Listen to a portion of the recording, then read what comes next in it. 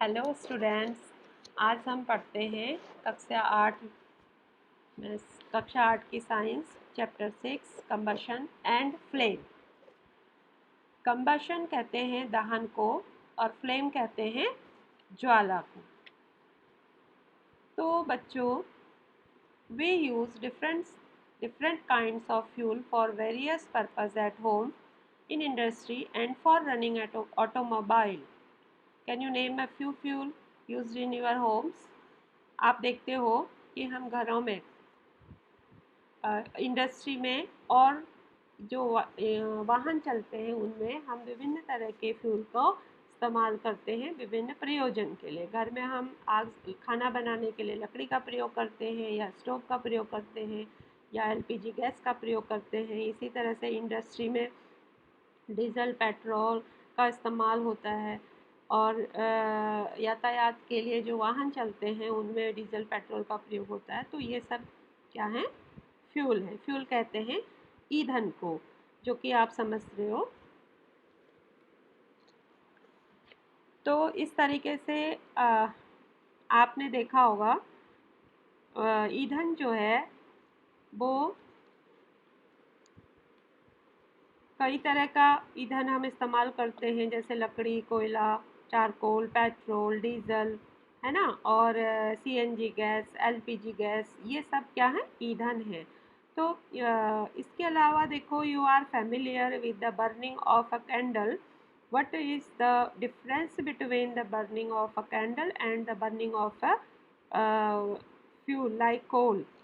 तो देखा आपने, सबने मोमबत्ती को जलते हुए भी देखा है और कोयले को जलते हुए भी देखा है। क्या अंतर दोनों में हमें दिखाई देता है? जो मोमबत्ती है, जब वो जल रही है तो वो ज्वाला के साथ जल रही है, वो उसमें एक ज्वाला निकलती है। लेकिन कोयला जलता है तो वो सिर्फ जलता है, उसमें से ज्वाला नहीं निकलती है।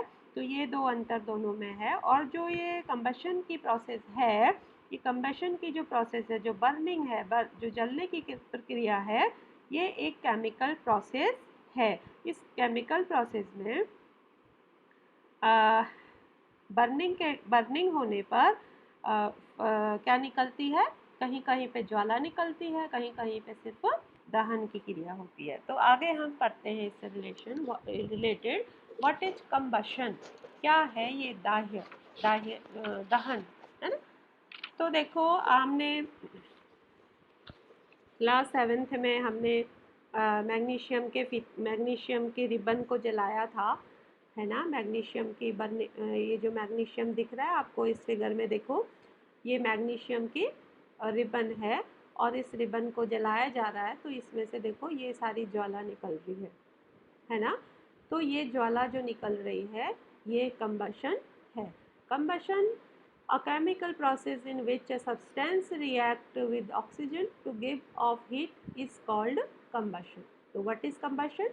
Combustion is a chemical process in which a substance reacts with oxygen to give off heat, is called combustion. Next, combustion में और क्या होगा?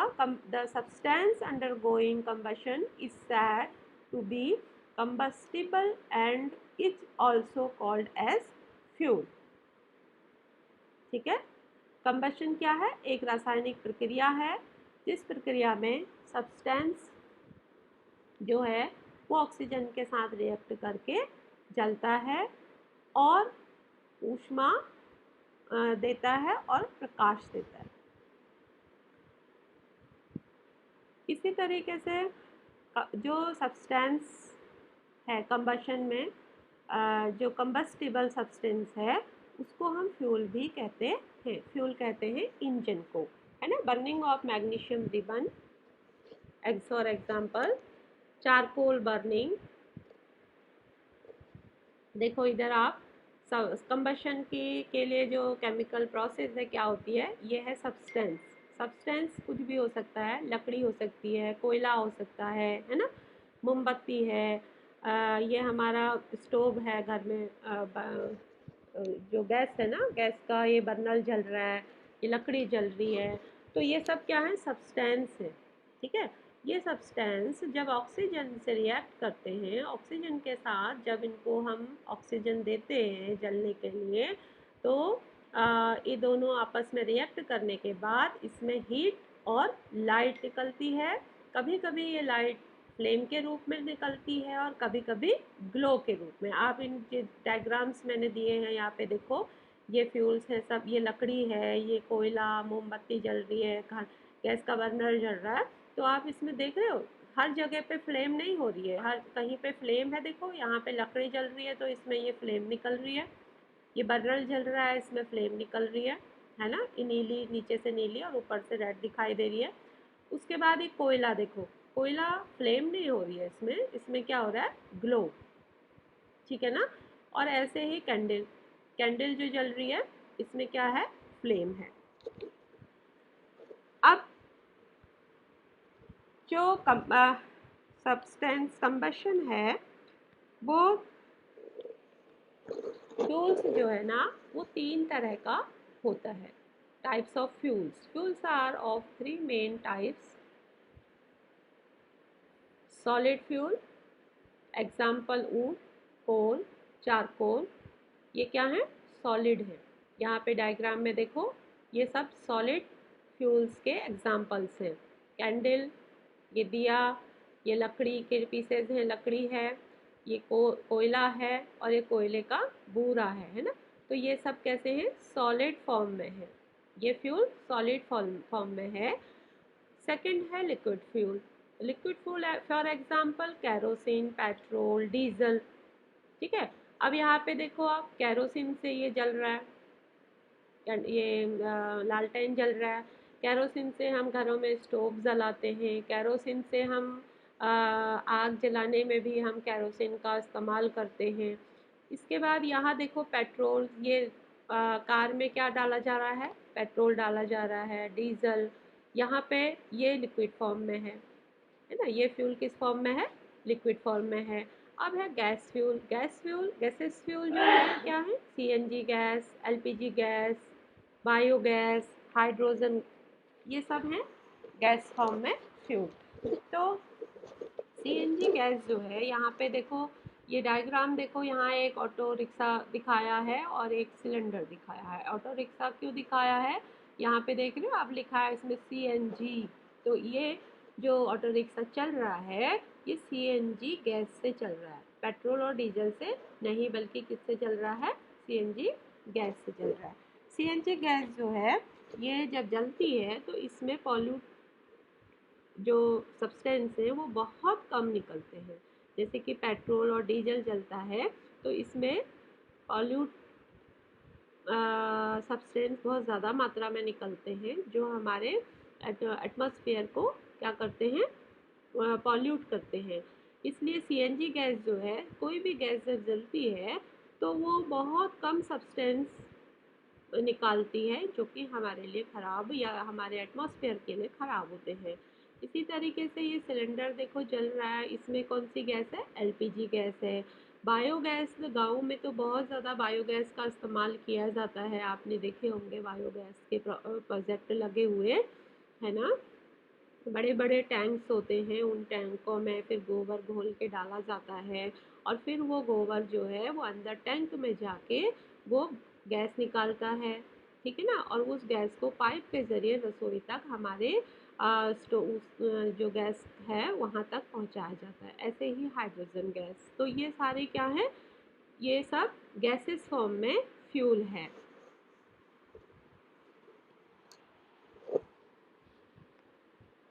अब देखो बूझो कह रहा है, we were told that food is a fuel for our body.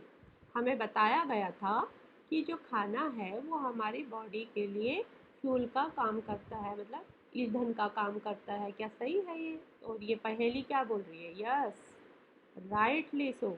In our body, food is broken down by reaction with oxygen and heat is produced.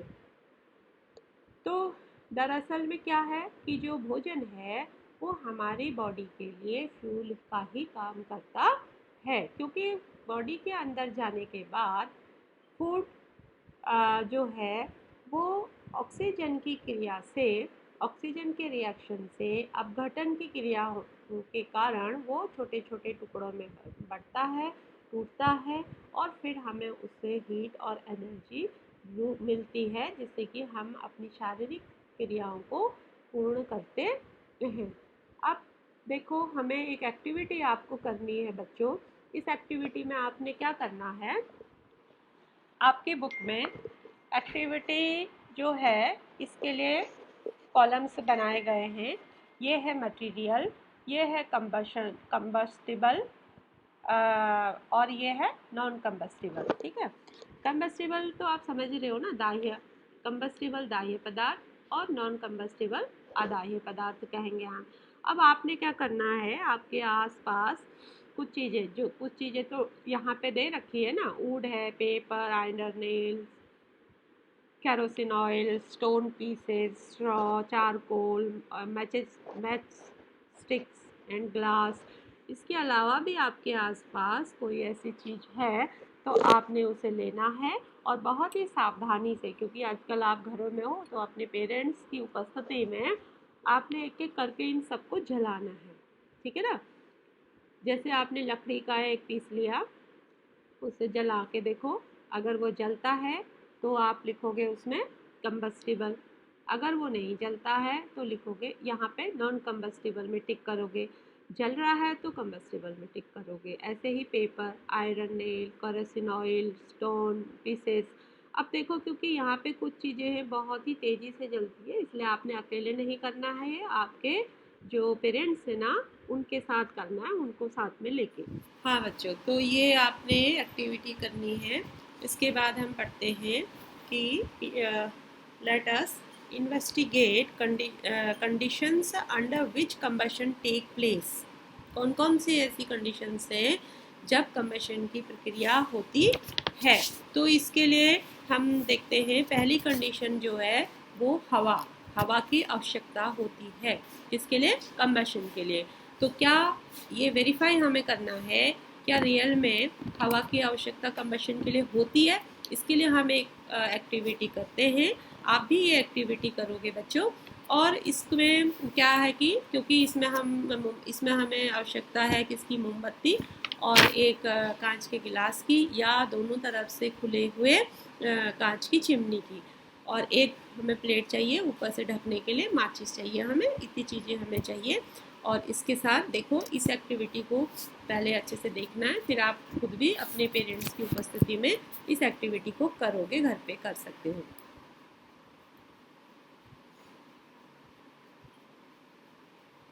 Activity करते हैं, कंबशन के लिए हवा की आवश्यकता है या नहीं है, हवा की उपस्थिति में कंबशन होता है नहीं होता है, या कंबशन के लिए हवा चाहिए या नहीं चाहिए। इसके लिए हमने एक ग्लास लेना है, हमें ग्लास या ग्लास की चिमनी, ठीक है ना, कांच की चिमनी या कोई कांच का गिलास आपके घर पे हो, और कैंडल चाहिए। कैंडल ना होने की स्थिति में आप दिया ले सकते हो, कुछ भी जलने वाली चीज़ आप ले सकते हो जो कि आपके ग्लास के अंदर आ जाए। ठीक है, अब हमने ये इस ग्लास के अंदर हमने दिया जला दिया है। आप देख रहे हो कितने अच्छे से दिया जल रहा है ना, पूरी तरह से अपने पूरे लौ के साथ, ज्वाला के साथ ये जल रहा है ना। क्यों जल रहा है? अभी तक इसको ये ऊपर का पोर्शन इसका ओपन है बच्चों, ओपन होने के कारण इसको अच्छे से हवा मिल रही है। अब मैंने इसको इस प्लेट से ढक दिया। अब आप देखो, ऑब्जर्व करो क्या प्रोसेस हो रही है अंदर। दिया जल रहा है, दिए की स्पीड कैसे हो रही है? धीरे धीरे कम हो रही है, और देखो दिया बुझ गया। बुझने के बाद क्या आ रहा है? इसमें धुआं आता हुआ आपको दिखाई दे रहा है ना। दिया बुझ गया और धुआं आना शुरू हो गया। इसका मतलब क्या हुआ कि अब दिया क्यों बुझ गया? क्योंकि ग्लास के अंदर की हवा सब खत्म हो गई है ना।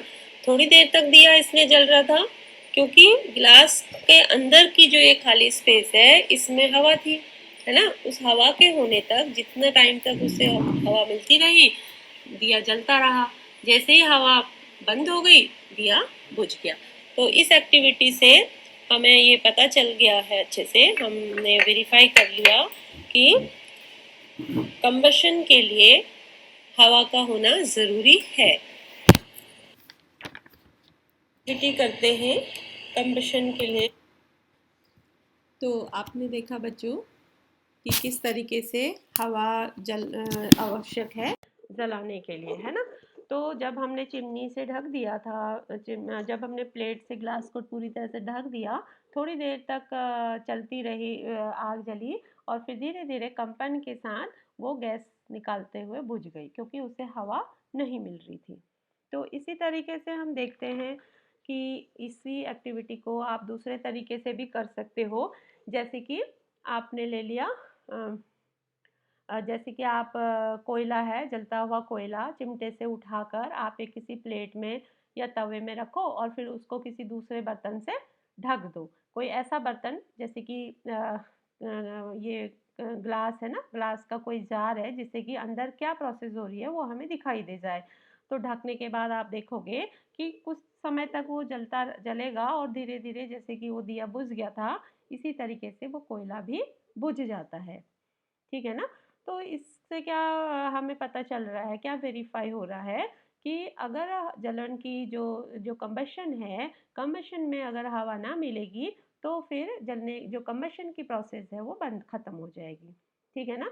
तो इसी तरीके से देखो, अगर किसी पर्सन को, है ना, कोई व्यक्ति अगर उसके कपड़े जल गए हैं या जल रहे हैं तो उसे हम तुरंत फौरन बुझाने के लिए हम उसको कंबल से लपेट देते हैं। तो कंबल से लपेटने का जो कारण है वो यही है कि जैसे ही हम कंबल से उसको लपेट देते हैं, ठीक वहाँ पर क्या होता है कि जो जल रहा है वो जलने वाला जो सब्सटेंस है उसका हवा से संपर्क कट जाता है, और हवा से संपर्क कटते ही जो आग जल रही है वो बुझ जाती है। अब देखो हम पढ़ते हैं फॉरेस्ट फायर्स। आपने सुना होगा गर्मियों के दिनों में बहुत ज़्यादा फॉरेस्ट फायर की न्यूज़ हमें सुनाई देती है। तो during extreme heat of summer at some places dry grasses catch fire. From grasses, it spreads to trees, and very soon the whole forest is on fire. It is very difficult to control such fires. गर्मियों के दिनों में बच्चों बहुत ज़्यादा गर्मी होती है। बहुत ज़्यादा गर्मी के कारण जो पत्ते, पेड़ों के जो पत्ते नीचे गिरे हुए हैं या फिर पेड़ों के जो डेड पार्ट्स हैं वो बहुत ज़्यादा गर्मी से सूख जाते हैं, और सूखने से वो क्या करते हैं, आग पकड़ लेते हैं, है ना। आग कई तरह से पकड़ लेते हैं, जैसे कि कोई दो पत्थर में घर्षण होने से चिंगारी आई या किसी उसके कारण कई हो सकते हैं। तो और क्या होता है कि बहुत ज़्यादा ड्राई होने की वजह से ये पत्ते बहुत तेज़ी से जलने लगते हैं और देखते ही देखते पूरे जंगल में आग फैल जाती है, और ये इस आग को कंट्रोल करना बहुत ही ज़्यादा डिफ़िकल्ट होता है। अब हम पढ़ते हैं इग्निशन टेम्परेचर। ठीक है। इग्निशन टेम्परेचर कहते हैं, इग्निशन इग्निशन टेम्परेचर पढ़ते हैं, मतलब न्यून ताप। ठीक है। किसी सब्सटेंस को आग पकड़ने के लिए एक न्यूनतम तापमान की आवश्यकता होती है। The lowest temperature at which a substance catches fire is called its ignition temperature. तो इस इग्निशन टेम्परेचर को देखने के लिए आओ हम एक एक्टिविटी करते हैं बच्चों। एक एक्टिविटी शुरू करते हैं। गुड मॉर्निंग बच्चों। आज हम पढ़ेंगे इग्निशन टेम्परेचर। तो इग्निशन टेम्परेचर क्या है इसको समझने के लिए एक छोटी सी एक्टिविटी करते हैं हम। इस एक्टिविटी में हमें चाहिए 2 मोमबत्तियाँ, कागज़ की एक शीट, पानी और पकड़ने के लिए एक चिमटा हमें चाहिए। और ये एक्टिविटी करने के लिए आप घर पे अगर इस एक्टिविटी को करते हो तो बहुत ही सावधानी से और अपने बड़ों के साथ करना, क्योंकि इसमें थोड़ा आग भी हमें जलानी पड़ रही है। तो देखो हमने क्या किया, कागज़ की शीट को हमने बीच में से काटा और इस तरीके से हमने कप बना दिए। देखो, है ना, ये कप, ये बिना छेद का कप है और एक कप ये है।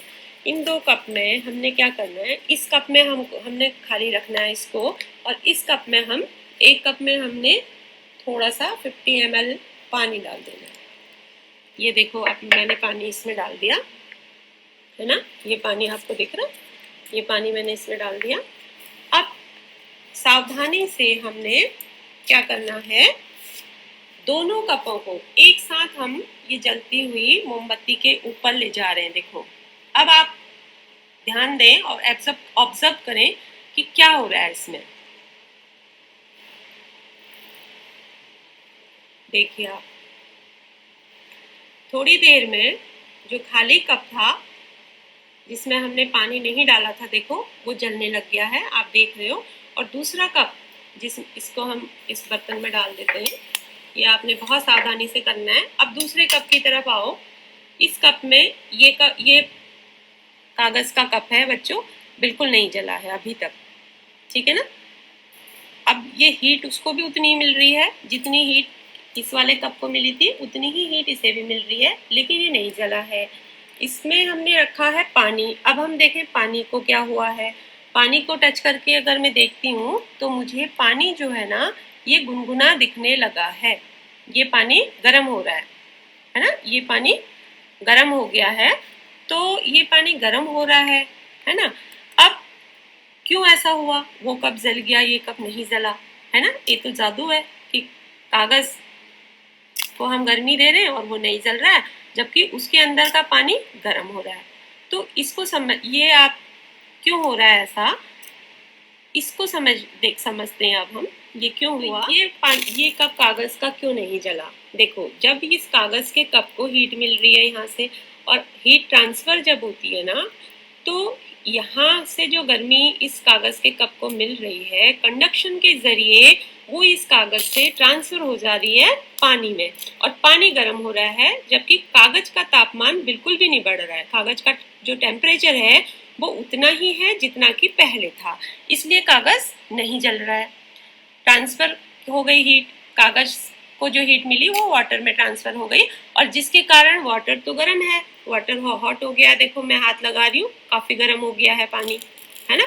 और कागज नहीं जल रहा है क्योंकि अभी भी यहाँ का जो टेम्परेचर है वो इतना नहीं हो पाया है कि ये कागज को जलाने की क्षमता रखे। तो इसी टेम्परेचर को कहते हैं इग्निशन टेम्परेचर। हर पदार्थ को जलने के लिए एक न्यून ताप की जरूरत होती है, और उसी न्यून ताप को इग्निशन टेम्परेचर कहते हैं। जब तक तापमान उसके इग्निशन टेम्परेचर तक नहीं जाएगा, कोई भी वस्तु नहीं जलेगी।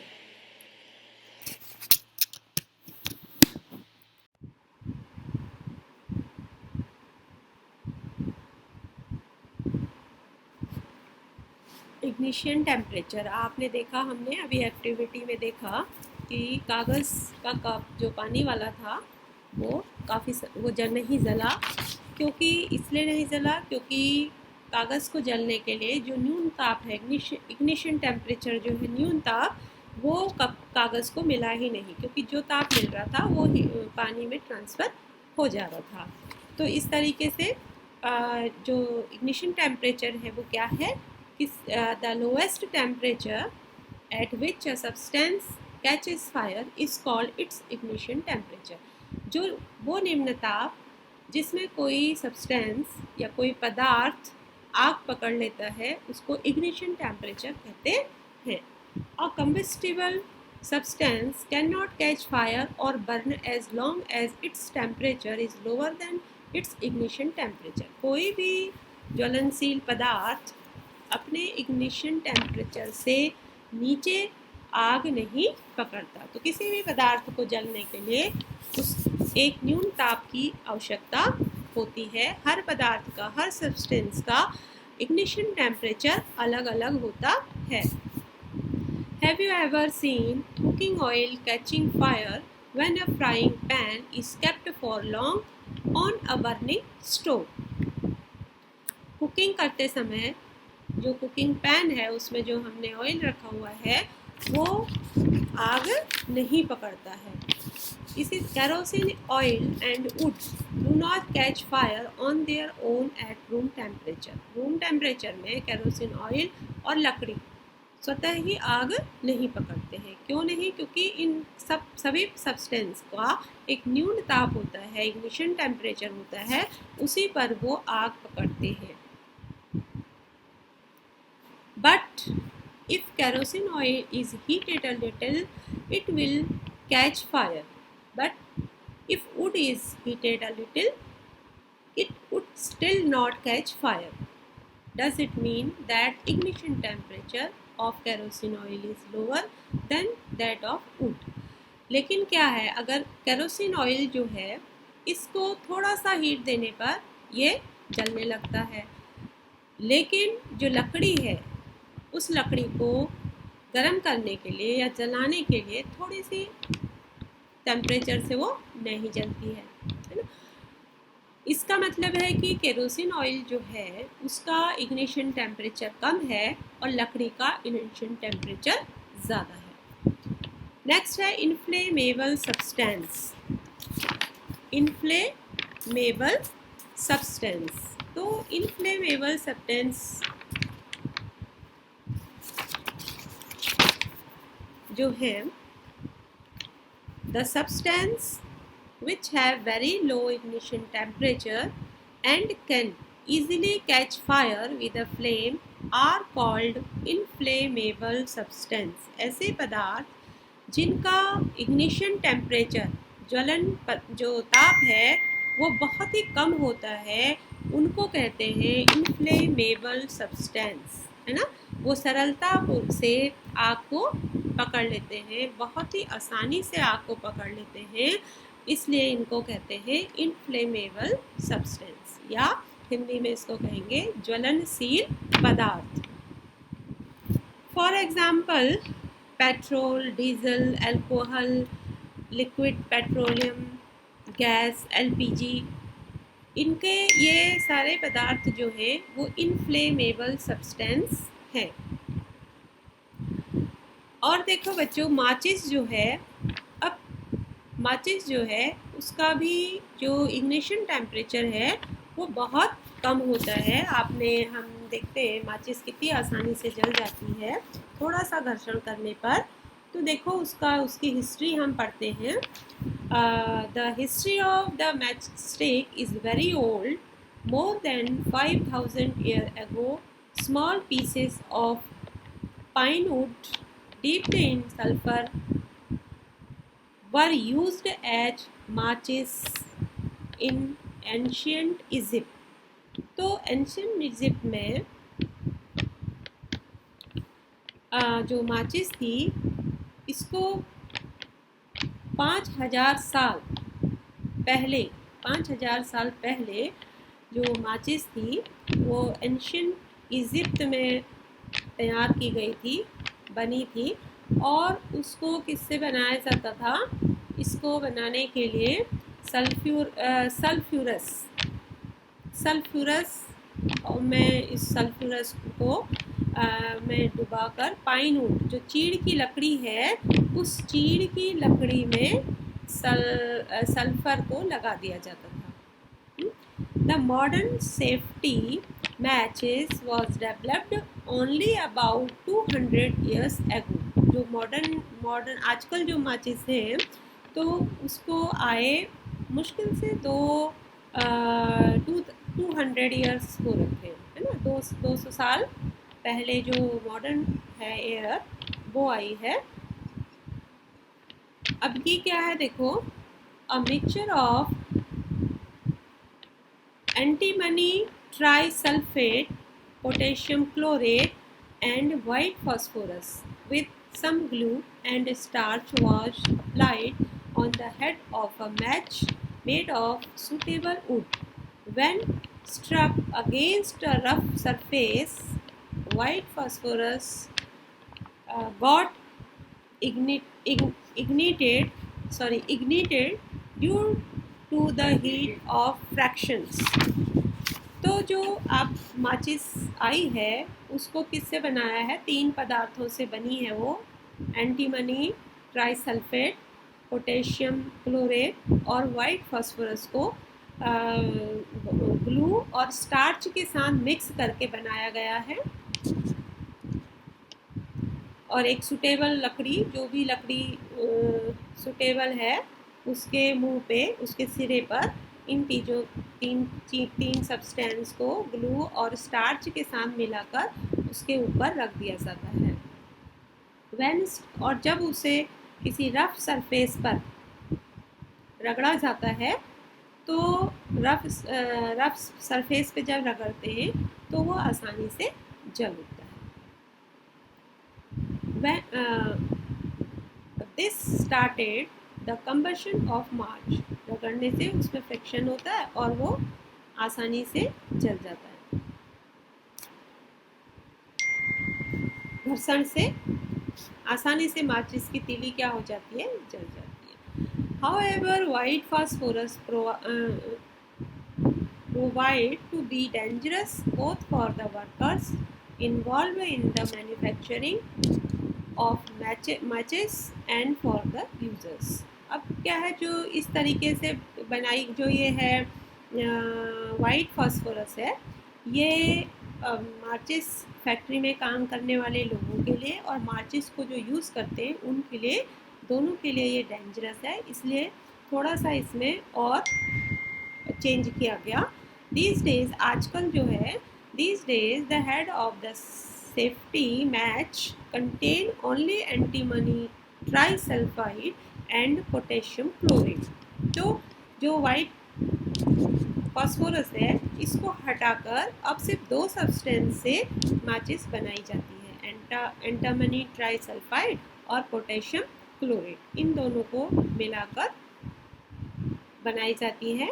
और जो रबिंग सरफेस है माचिस के, जो किनारों से जहाँ पे हम रब करते हैं माचिस को, वहाँ पर इसमें powdered glass and a little red phosphorus लगा दिया जाता है। पाउडरेड ग्लास मतलब कांच का जो छोटा छोटा चूरा, चूर्णित कांच जिसको कहते हैं, और रेड फास्फोरस मिक्स करके इनके किनारे से लगा दिया जाता है, और वहाँ जहाँ पर कि हम माचिस की तीली को एक बार रब करते हैं तो वो जल उठती है। Some red phosphorus gets converted into white phosphorus. The immediately react with potassium chlorate in the matchstick. Matchstick had to produce enough heat to ignite antimony trisulphate and start the combustion, है ना। तो जैसे ही हम रब करते हैं, रब करने से क्या है, जो माचिस की तीली है वो आसानी से जल जाती है।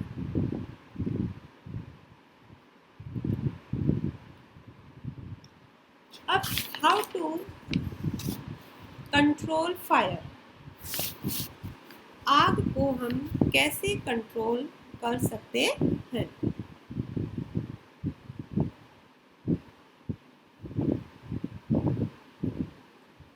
Water cools the combustion material so that its temperature is brought below its ignition temperature। जो पानी है,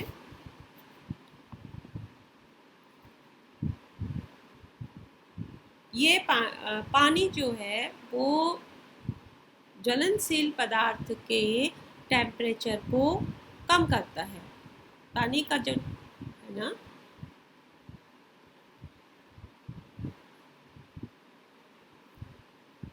आपने देखा होगा हमारे घरों में, दुकानों में, कारखानों में आग लगते हुए या इस प्रकार की दुर्घटनाएं होती हुई देखी होंगी।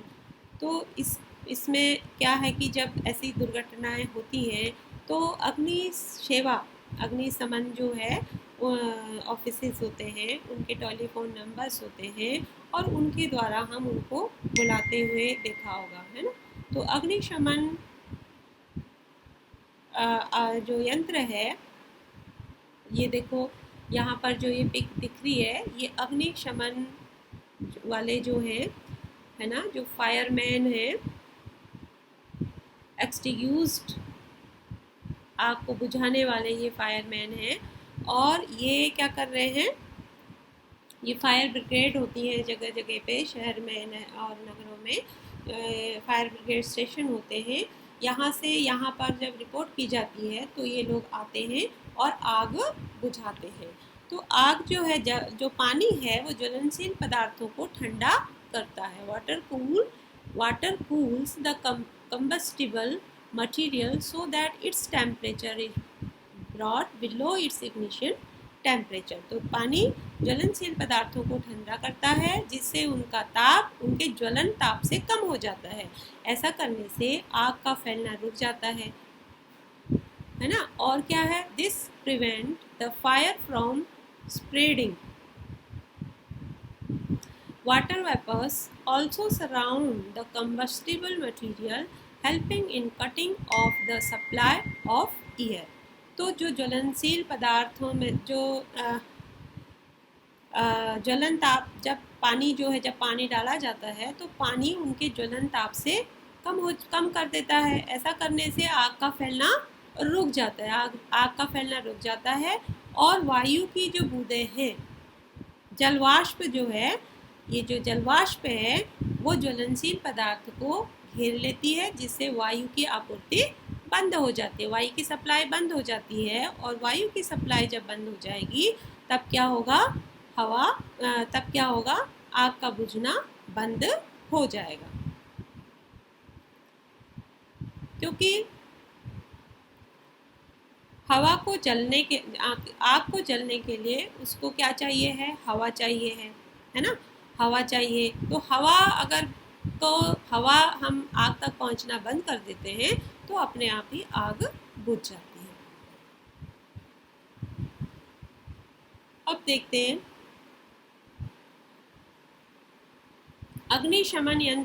अग्निशमन जो स्टेशंस हैं उनके नंबर्स की जानकारी हर किसी को रखनी चाहिए।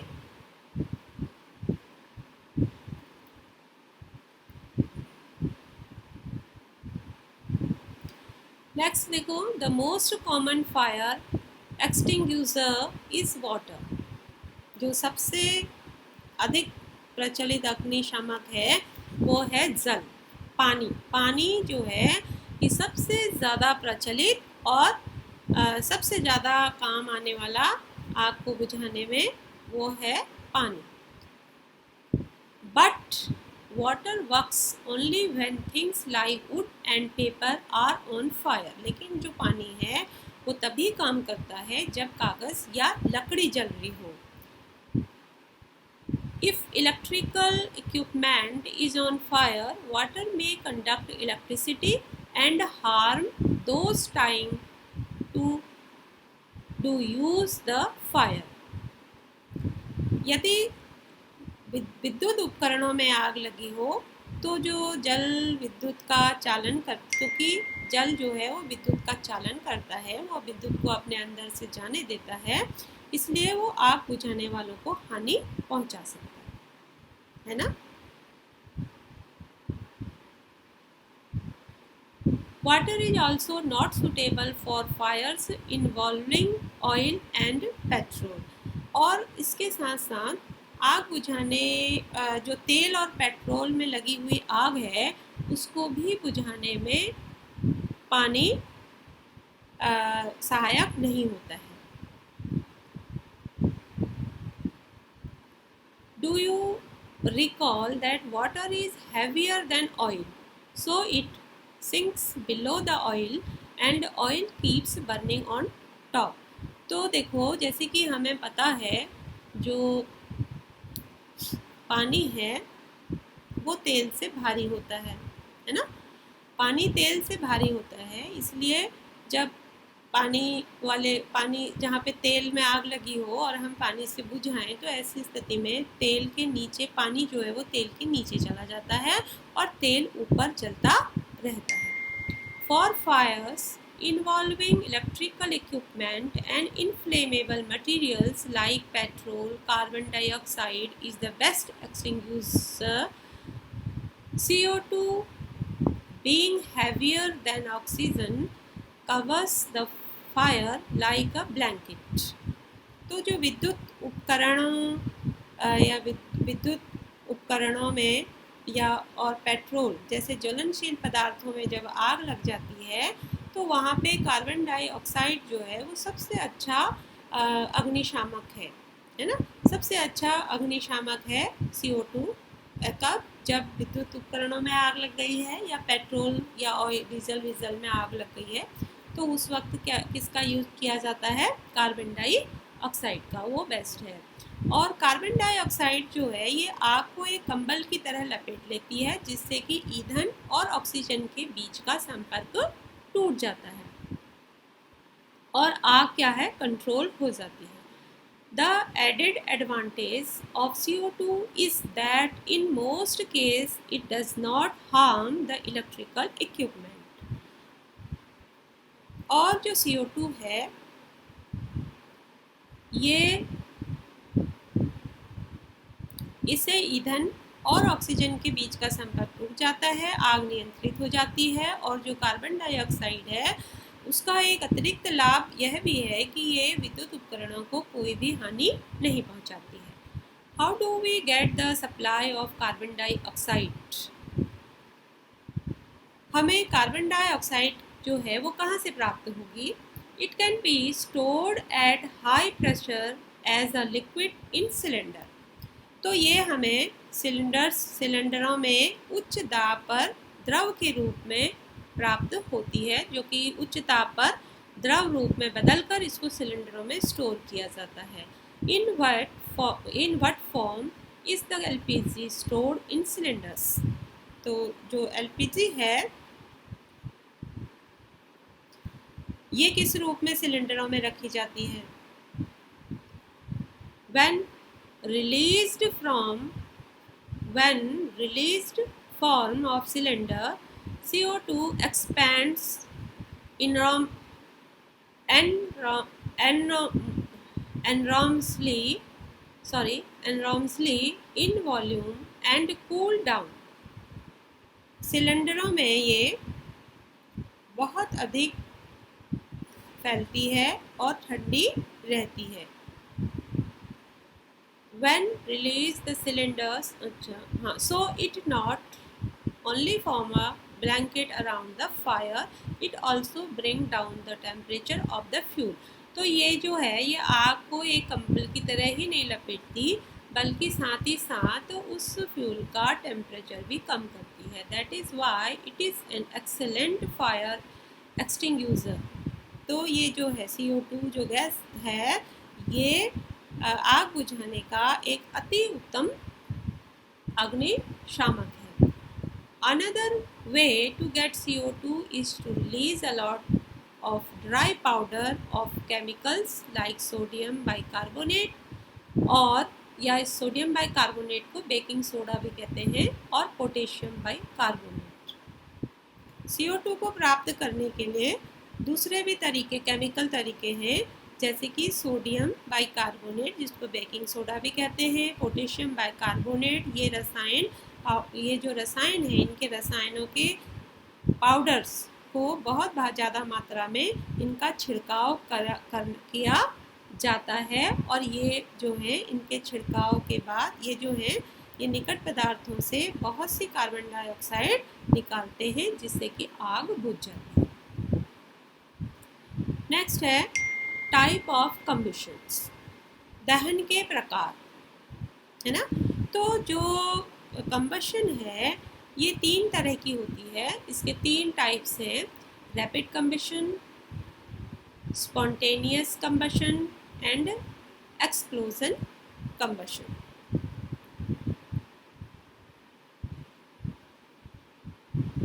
रैपिड कम्बशन जो है इसमें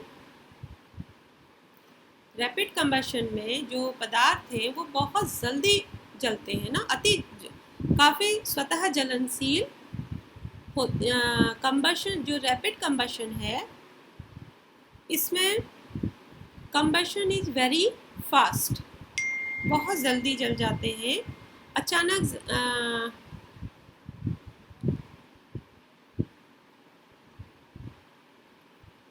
तीव्र जलते हैं, है ना। जैसे कि माचिस है वो भी रैपिड कम्बशन है, या ये स्टोव जो गैस है हमारी, गैस को जब हम जलाते हैं तो लाइटर से एक चिंगारी आने पर गैस हमारी जल जाती है ना, तो इसको कहते हैं रैपिड कम्बशन, तेज जलना, तेजी से जलना और प्रकाश उत्पन्न करना। दूसरे तरह का है स्पॉन्टेनियस।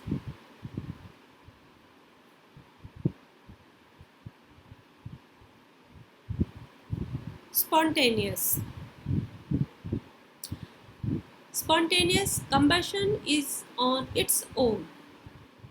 इसमें क्या होता है कि पदार्थ स्वतः जल जाते हैं। इनको किसी भी तरह से हमें टेम्परेचर देने की आवश्यकता नहीं होती है, ये स्वतः जल जाते हैं। इस प्रकार से जो पदार्थ बिना किसी प्रत्यक्ष या अप्रत्यक्ष कारणों से ये स्वतः इनमें आग लग जाती है, स्वतः ये जलने लग जाते हैं। यहाँ पे आप ये देख रहे हो, ये है कोयले के, वो है ये खदान है ना, और इस खदान के अंदर ये देखो आग लगी हुई है, ये स्वयं लग जाती है।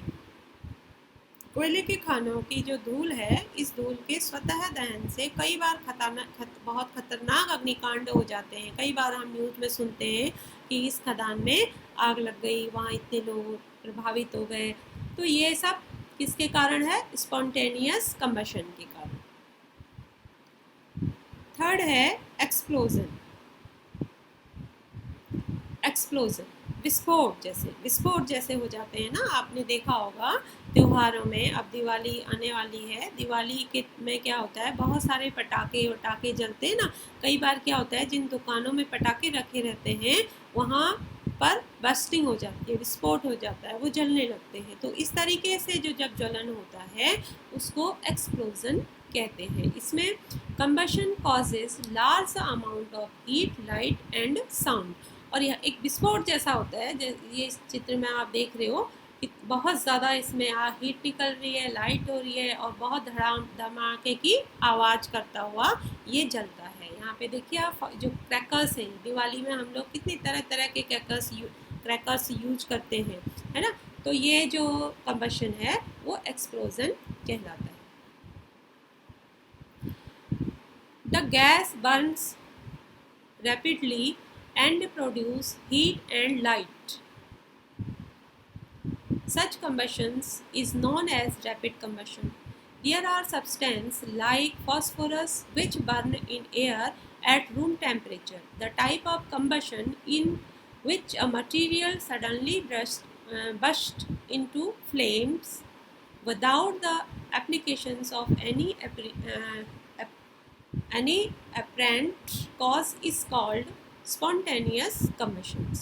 When a cracker is ignited, a sudden reaction takes place with the evolution of heat, light and sound.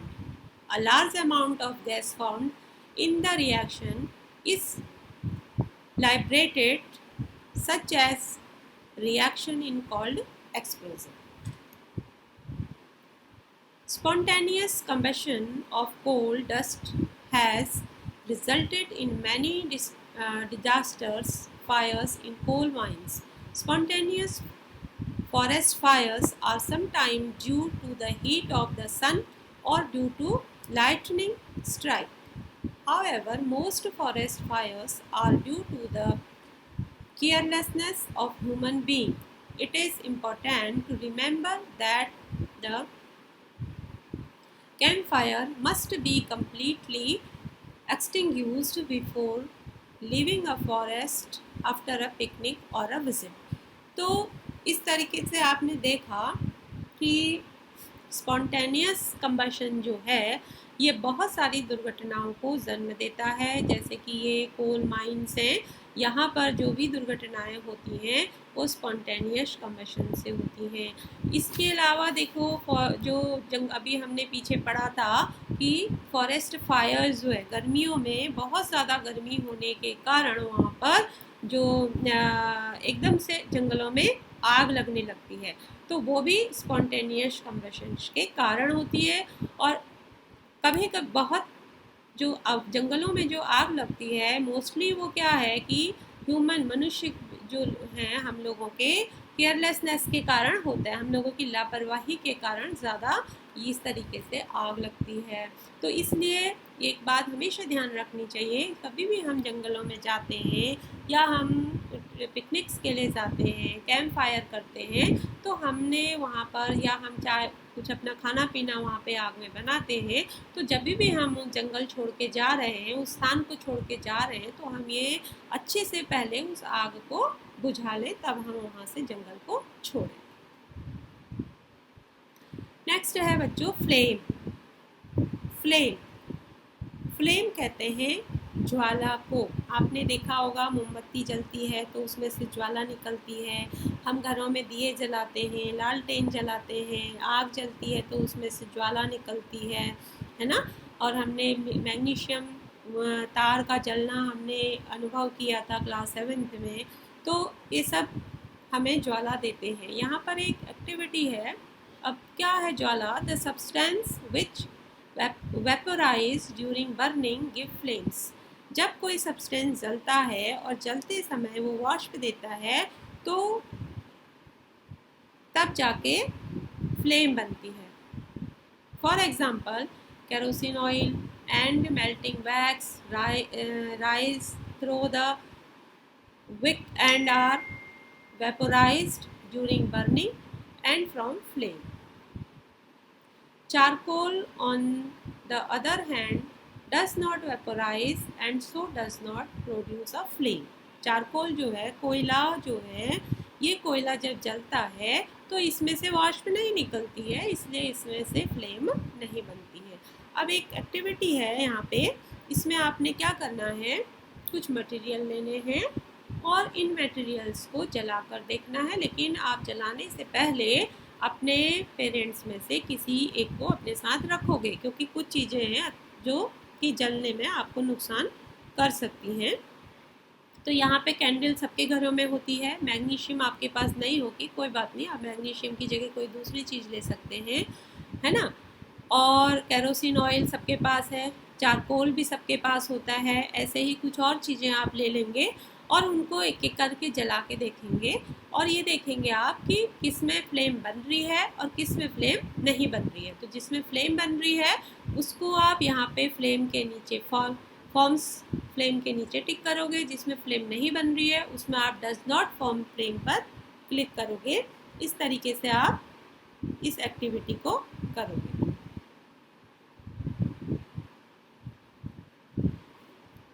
अब फ्लेम जो है, जो ज्वाला है, इस ज्वाला के कई सारे पार्ट्स होते हैं।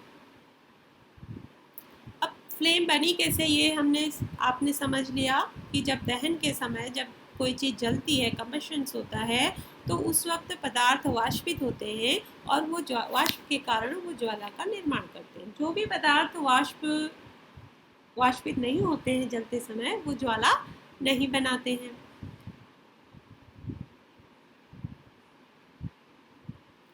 अब हम फ्लेम के पार्ट्स पढ़ते हैं। यहाँ पे आप देख रहे हो इस डायग्राम में, देखो ये मोमबत्ती जलती हुई दिख रही है आपको। यहाँ पे आपको वेरी क्लियर 3 पार्ट्स दिखाई दे रहे हैं। ये देखो बाहर का हिस्सा नीला दिखाई दे रहा है, फिर उसके अंदर का हिस्सा देखो ऑरेंज कलर का दिख रहा है, और फिर बिल्कुल इनर पार्ट जो है ये बिल्कुल इनर पार्ट जो है ये येलो दिख रहा है, येलोइश दिख रहा है ना। तो ये 3 पार्ट होते हैं ज्वाला के, फ्लेम के 3 पार्ट्स होते हैं, inner portion, medium portion and outer portion. तो इन 3 भागों में से देखो जो इनर पोर्शन है, ये वाला इनर पोर्शन जो है, इस जोन में अनबर्न वैक्स होता है, अनबर्न वैक्स वेपर्स होते हैं। और इस पार्ट में बहुत जो हीट है, गर्मी है, वो इस पार्ट में बहुत कम होती है। यहाँ पर क्या है, बिना जली मोमबत्ती, बिना जला हुआ जो इसका मोमबत्ती का बिना जला हुआ पोर्शन है, यहाँ पर ये सबसे कम यहाँ पे ताप रहता है। फिर ये मिडिल है, जो मिडिल पार्ट है, मध्य भाग, ये जो आपको हमें जो ऑरेंज दिख रहा है ना, ये मिडिल भाग है। ये मिडिल भाग जो इसका है, यहाँ पर आंशिक दहन होता है ना। मोम इसका कैसा दहन है, आंशिक दहन है, और ये भाग पीला होता है। यहाँ पर जो गर्मी है वो कम गर्म है, बिल्कुल अंदर वाले पार्ट से थोड़ा ज़्यादा है, लेकिन मीडियम ताप है यहाँ पे, मीडियम टेम्परेचर। फिर जो ये आउटर पोर्शन आपको दिख रहा है ब्लू कलर का, ये आउटर जोन है इसका। यहाँ पे कंबशन कंप्लीट होता है, पूर्ण दहन यहाँ पे हो जाता है, और ये भाग इसका हॉटेस्ट होता है, ये हॉटेस्ट पार्ट है फ्लेम का। कैसा पार्ट है ये? हॉटेस्ट पार्ट है। अब देखो, आपने देखा होगा जो सुनार वगैरह होते हैं वो जलती हुई ज्वाला को हवा देकर उसका जो ये आउटर पोर्शन है ना, इस आउटर पोर्शन को ले जाते हैं किसी भी धातु को जलाने के लिए। इसका कारण यही है कि जो ये आउटर पोर्शन है इसमें हीट बहुत ज़्यादा होती है।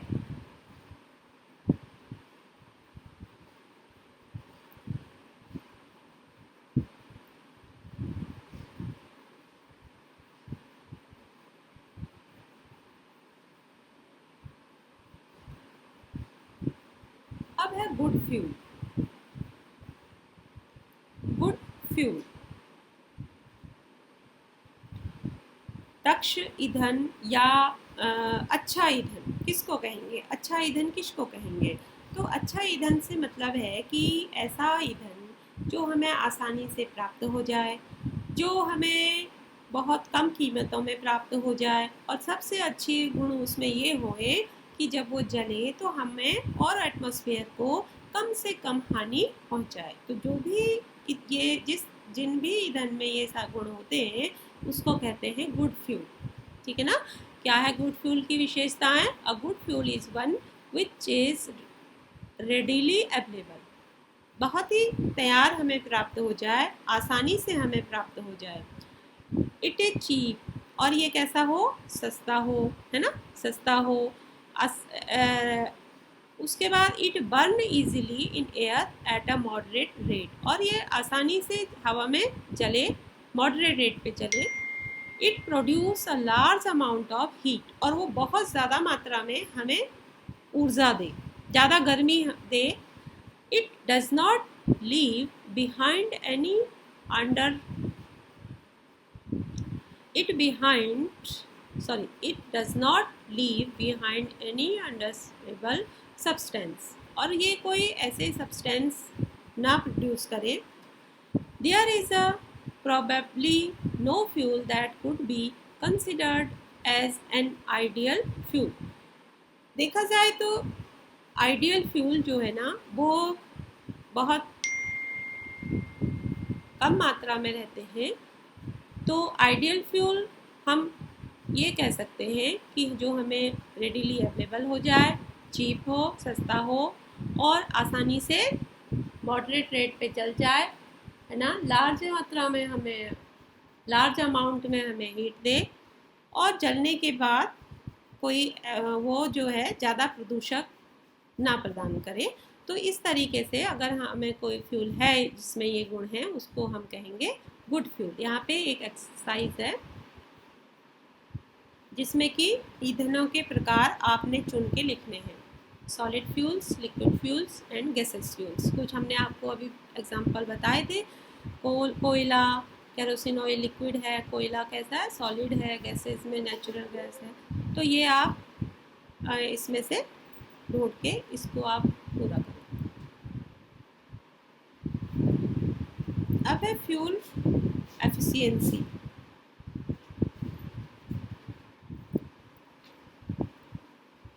नेक्स्ट है फ्यूल एफिशिएंसी, ऊष्मीय मान। फ्यूल एफिशिएंसी हिंदी में हम कहेंगे ऊष्मीय मान।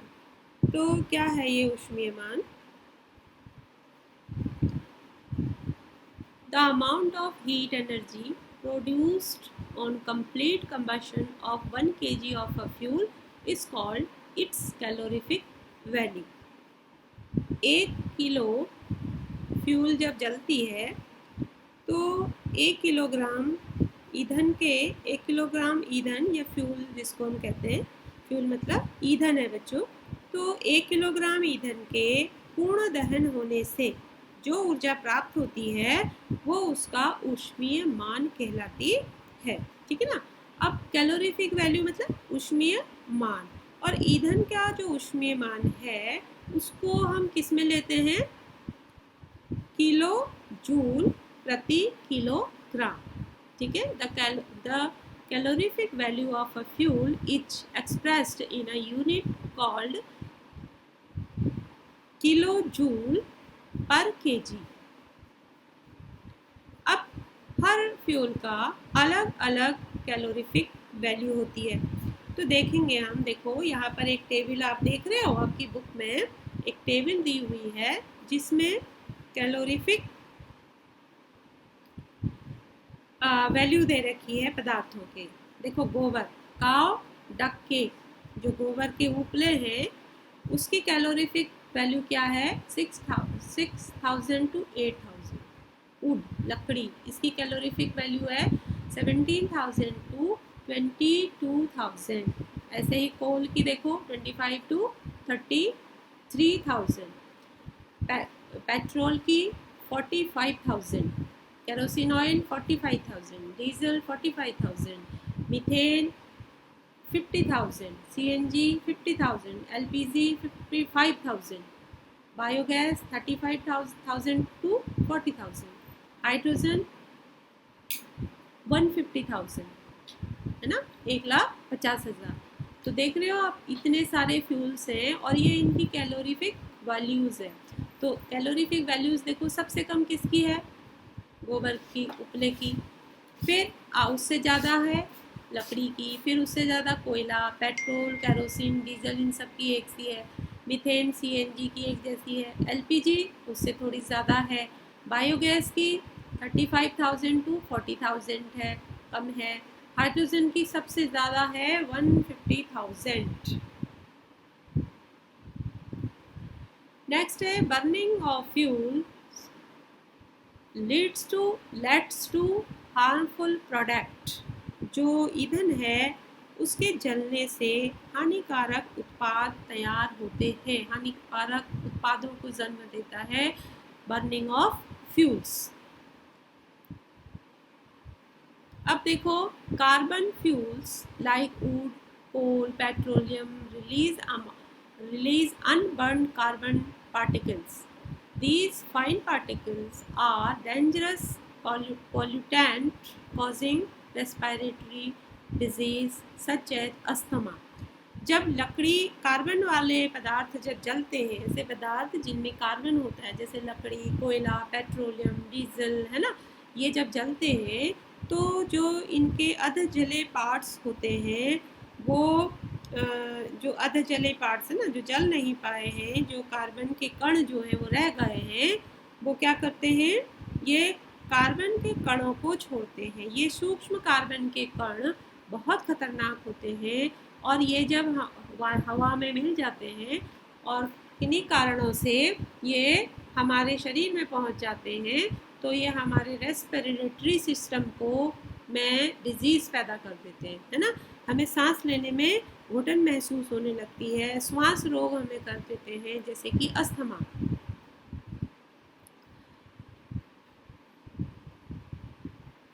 सर्दियों के दिनों में देखो, सर्दियों के दिनों में बच्चों हम लोग लकड़ियाँ जलाते हैं ना, घरेलू घरों में लकड़ियाँ जलाते हैं, औद्योगिक ईंधन के रूप में भी सदियों से लकड़ी का प्रयोग हो रहा है। लकड़ी का उपयोग हम घरेलू अपने कामकाजों में करते हैं, औद्योगिक ईंधन के रूप में भी इसका उपयोग किया जाता है सदियों से, परंतु अब इसके स्थान पर कोयला और एलपीजी जैसी गैस ईंधनों को लिया गया है।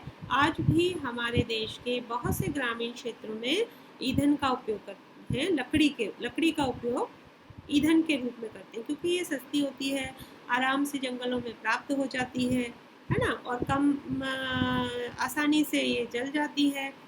तो इसलिए, लेकिन इसमें क्या है कि बहुत ज़्यादा मात्रा में धुआं निकलता है जो कि मनुष्य के लिए हानिकारक है। जो घर में रसोई में खाना बना रहे हैं उनके लिए ये धुआं बहुत खतरनाक हो सकता है, उनकी आँखों को प्रॉब्लम कर सकता है, उसको सांस लेने में कठिनाई हो सकती है ना, और अगर बहुत ज़्यादा टाइम तक रहेंगे धुएँ में तो ये अस्थमा जैसे रोग पैदा हो जाते हैं।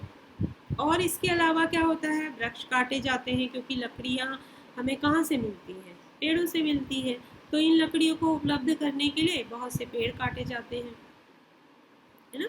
और इस तरीके से इन इन जो है इसके अतिरिक्त वृक्षों की कटाई जो है वो वनमूलन का कारण बनती है, जो कि पर्यावरण के लिए बहुत हानिप्रद है। अब जब इस तरीके से वृक्ष कटने लगेंगे, लकड़ी के लिए लोग वृक्ष काटते हैं, फर्नीचर बनाने के लिए वृक्ष पेड़ों को काटते हैं ना, तो इस तरीके से वनोन्मूलन होता है, जंगल कटने लगते हैं, जो कि पर्यावरण के लिए बहुत ज़्यादा हानिकारक होते हैं।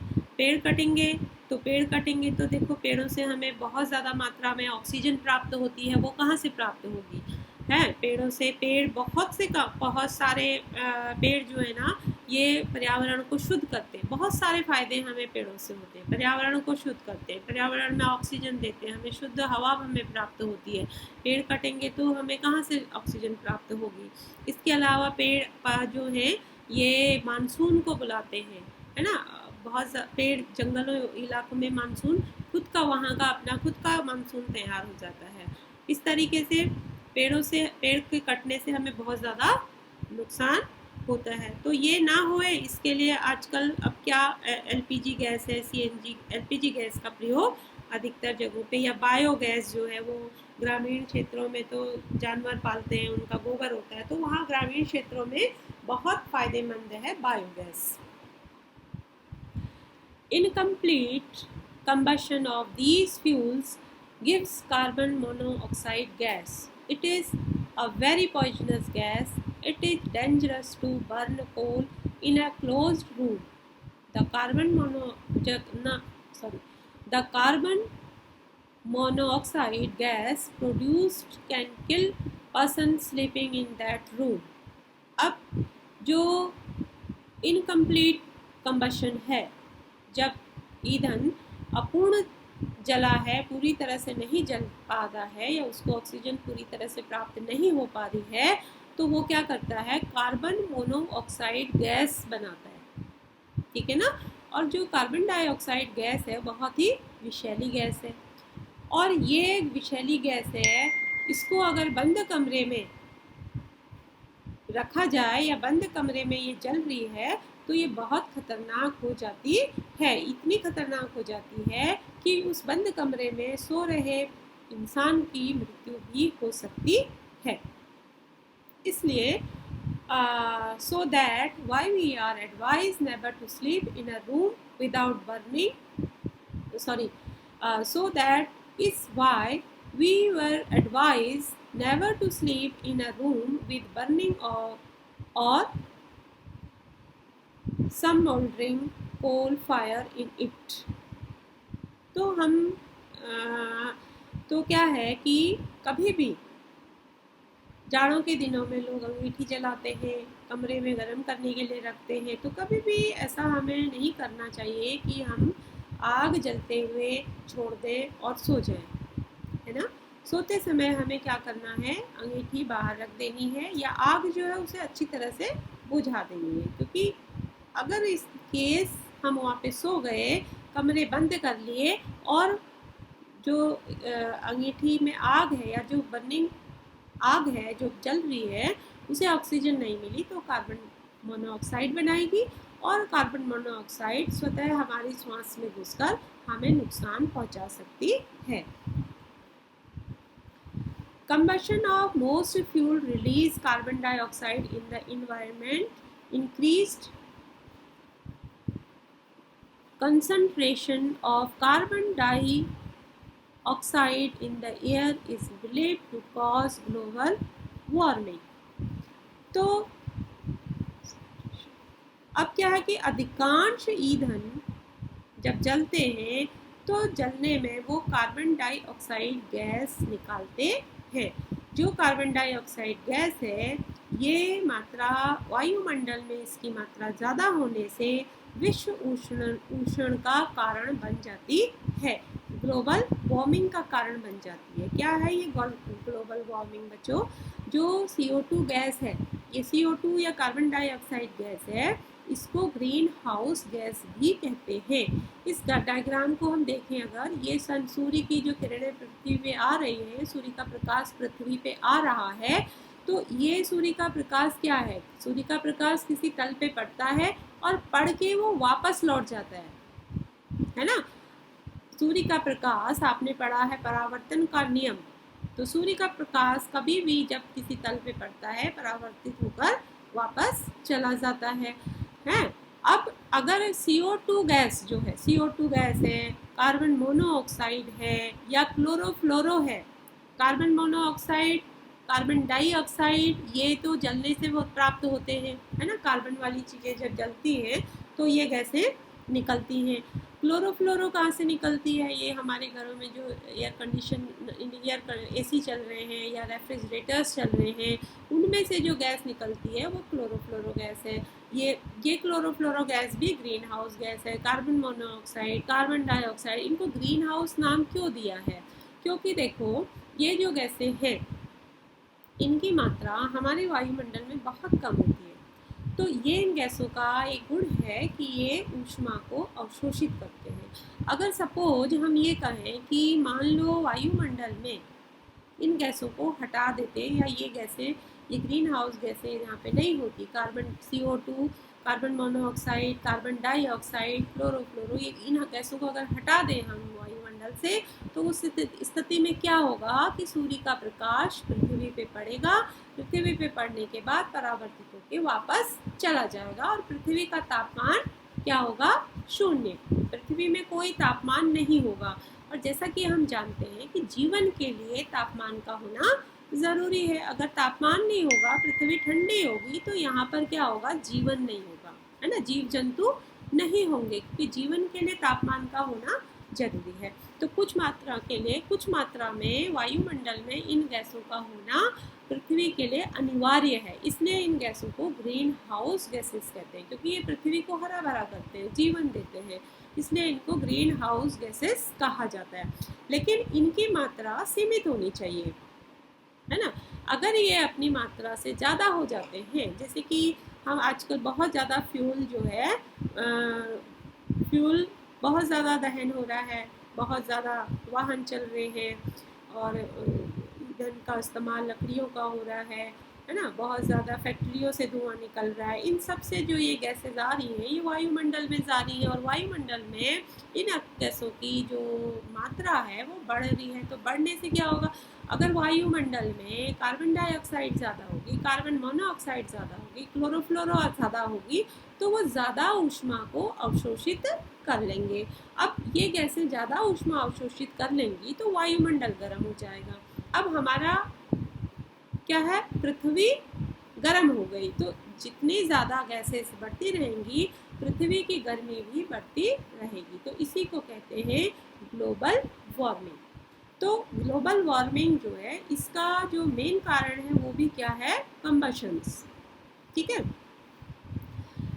अब ग्लोबल वार्मिंग के बहुत सारे नुकसान भी हैं, बहुत सारे। अगर पृथ्वी ज़्यादा गर्म होती रही, ये गैसेस, ग्रीन हाउस गैसेस की मात्रा वायुमंडल में बढ़ती रही, और पृथ्वी, जैसे कि आप देख रहे हो, हर साल गर्मी बढ़ती ही चली जाती है। इस साल गर्मी इतनी ज़्यादा नहीं बढ़ी है क्योंकि पॉल्यूशन बहुत कम हुआ। क्यों? शुरू में 3 महीने तो लॉकडाउन हो गया, लॉकडाउन की वजह से यातायात के साधन नहीं चले, है ना, जिसकी वजह से पॉल्यूशन लेवल बहुत अच्छा हो गया था, है।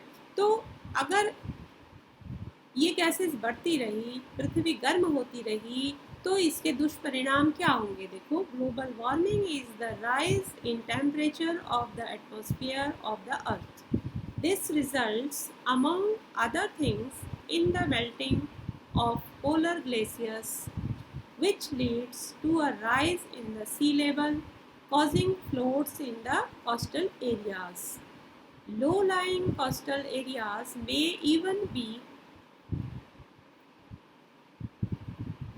permanently submerged under water.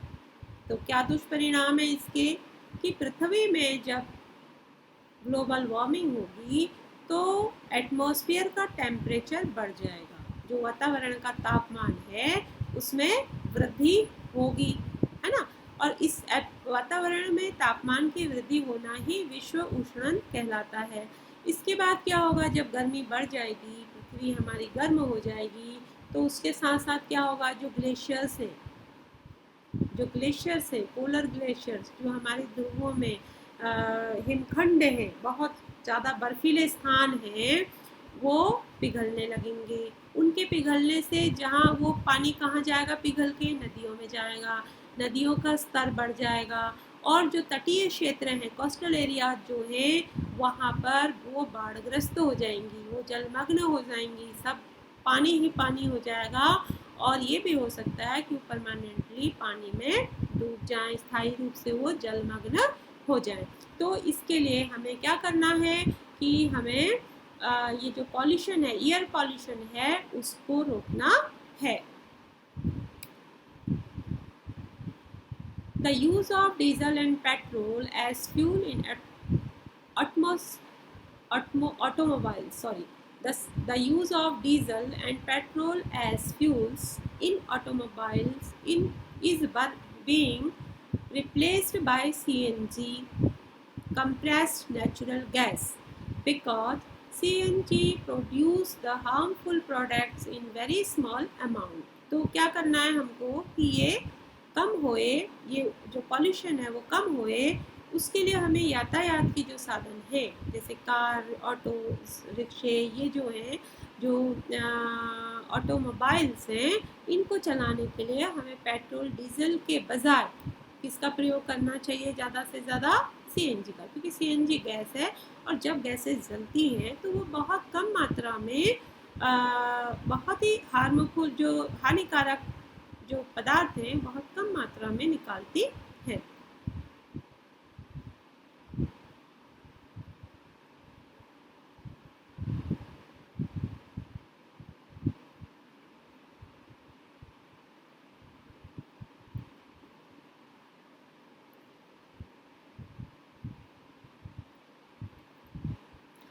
अब है एसिड रेन, अम्लीय वर्षा, एसिड रेन। क्या है ये एसिड रेन?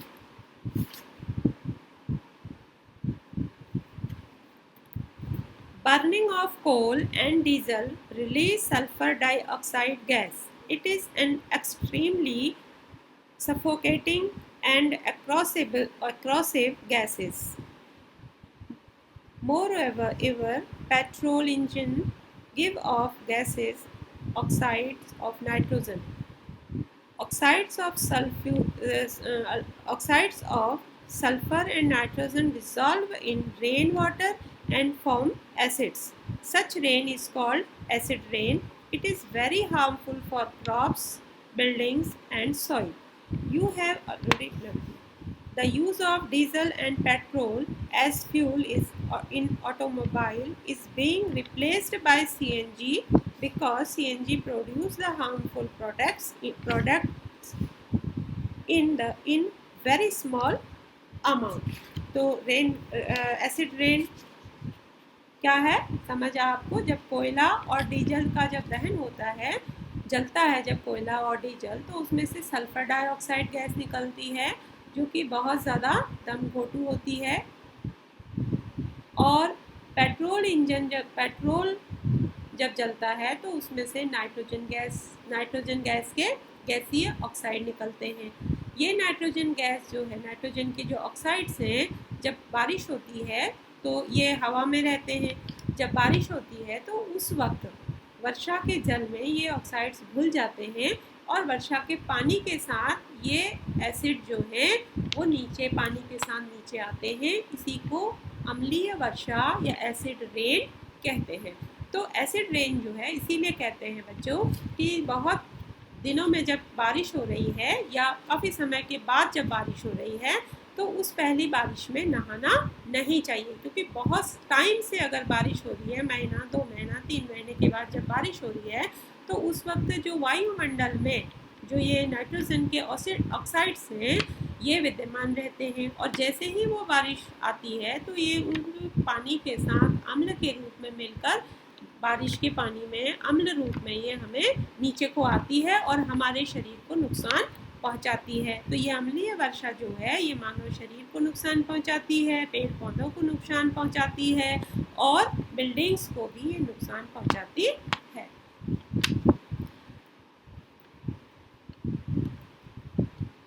नेक्स्ट बच्चों नोट्स दिए हैं यहाँ पे। इस पूरे होल चैप्टर में हमने क्या क्या पढ़ा। The substance which burn in air are called combustions. The substance which burn in air are called combustible. Oxygen is essential for combustion. During the process of combustion, heat and light are given out. Ignition temperature is the lowest temperature at which a combustible substance catches fire. Inflammable substances have very low ignition temperature. Fire can be controlled by removing one or more requirements essential for producing fire. Water is commonly used to control fires. Water cannot be used to control fires involving electrical equipments or oils. There are various types of combustions such as rapid combustion, spontaneous combustions, explosion. There are three different zones of a flame: dark zone, luminous zone and non-luminous zone. An ideal fuel is cheap, readily available, readily combustible and easy to transport. It has high calorific value. It does not produce gases or reduce that pollute the environment. Fuels differ in their efficiency and cost. Fuel efficiency is expressed in terms of its calorific value, which is expressed in units of kilojoule per kg. Unburned carbon particles in air are dangerous pollutants causing respiratory problems. Incomplete combustion of a fuel gives poisonous carbon monoxide gas. Increased percentage of carbon dioxide in air has been linked to global warming. Oxides of sulfur and nitrogen produced by the burning of coal, diesel and petroleum cause acid rain, which is harmful for crops, buildings and soil. Thank you.